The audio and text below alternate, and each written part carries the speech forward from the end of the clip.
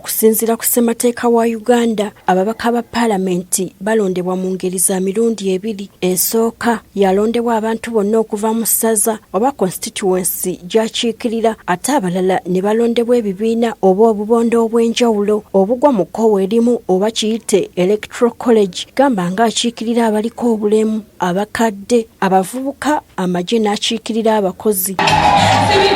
Kati nabwe kityo abakazi nabo basitudde enkundi nga baagala ababaka baabwe ababakiikirira mu paalamenti okuva mu buli disitulikiti balondebwe bo bokka. Era nze kyensaba singa Katonda atusaasira etteeka ne liddayo abakyala bakiikirira abakyala ne balondebwanga bwemuka.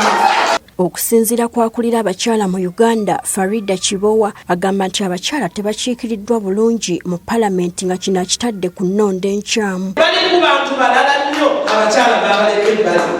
Naye singa tusaane tufuna mandeeti eyo nti ffe tulonda ababaka ba paalamenti, ojja kulaba nga abakyala ababaka bakiikirira ebitundu byabwe babaagala era babeerulira. Kibowa ategeezezza ng'ensimbi ezitegeka okulonda obukiiko bw'abakyala bwe zaabuze nga kati baakukulembera abakyala paka gavumenti bw'erifuna ssente. Essente ezirondda zaabula, kitegeeza tukyaliwo.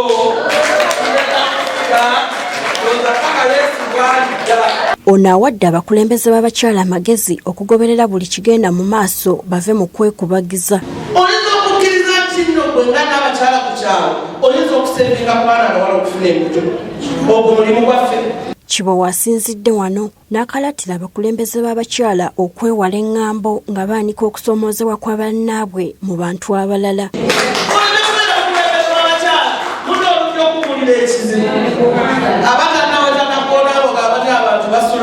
Ono tabadde na bigambo biwooma eri abakyala abeemalako emirembe nga balondoola abaami baabwe n'okubabuzaako emirembe olw'okubaliga ebbali.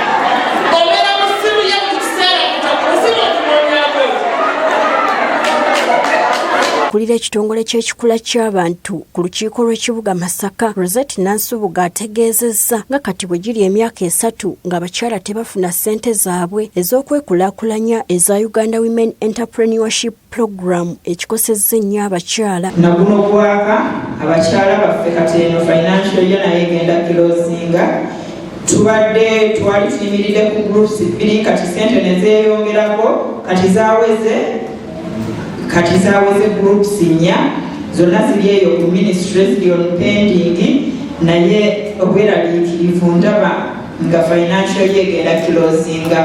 Naye nga mbadde njagala mwekoleko n'ekubalenzi bannange okumbira omusajja gwe baatuuza osanyuka, naye mutuufu okumbira omusajja gwe bataakuza ne bwoba olwadde n'omugamba bambi mpatiraako kabeera gamba wampasa nti wadde olina ssente zenkana ki, wadde wafa mu famire enfaanana etya, naye omusajja asigala mu ki musajja.